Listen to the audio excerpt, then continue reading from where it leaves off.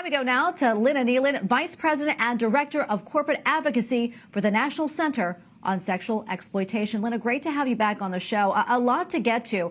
But first, your thoughts on the congressional efforts to keep children safe online. And do you think groups getting involved, like the U.S. Catholic Bishops' Conference, can help in the effort? We're so thankful for the bishops getting involved. We need everybody. This is a social issue.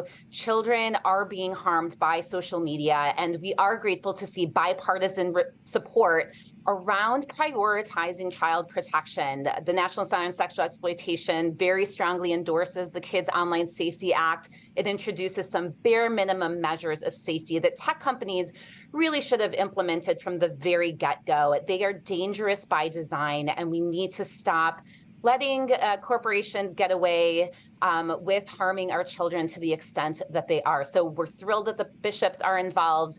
We need parents involved. And really, the primary responsibility lies on those corporations for making such problematic, dangerous platforms. Lynna, I want to talk next about the Wall Street Journal investigation into Instagram, that is, and how its algorithms are spreading child pornography among a vast pedophile network. Frankly, a pretty eye-opening and scary report. When you heard about this, what went through your mind?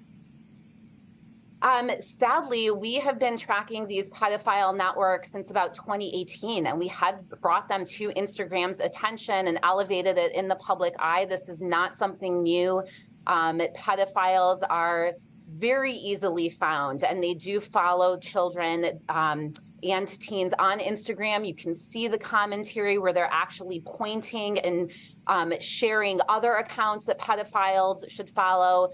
Pretty open sharing of child sex abuse material. And again, Instagram did know that this was happening in large part because of the National Center on Sexual Exploitation and other allies. We're thrilled that the Wall Street Journal has now further elevated, and we're seeing Instagram take some action, but they need to go much further. This is rampant, and there are literally estimates of millions of such accounts of, again, pedophiles talking to each other, and the algorithms continuously pushing that same type of content to these people through reels, through accounts, and various methods because they make a profit.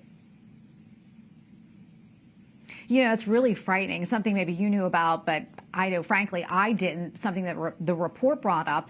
It mentioned how pedophiles talked in code using emojis such as cheese pizza, which apparently means child porn. Lynna, why were these posts allowed? I mean, why were they allowed to stay up, and why weren't these people investigated? It's a very good question. And again, one that we ask these corporations. You know, one of the quotes in the Wall Street Journal article was by the Stanford Internet Observatory. And there was 3 researchers saying, you know, it's 3 researchers. We could find it very quickly. And we've said the same thing to Instagram. We're a relatively small nonprofit. Why are we doing your job?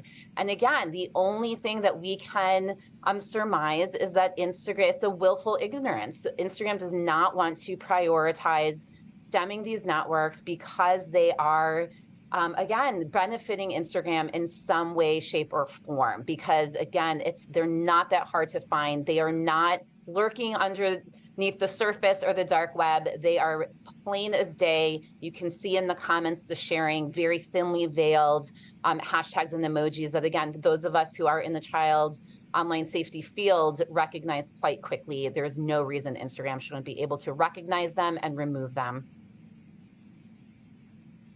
Lynna, we have less than 30 seconds left or so, but quickly tell us, you know, what we parents can do to help protect our children online.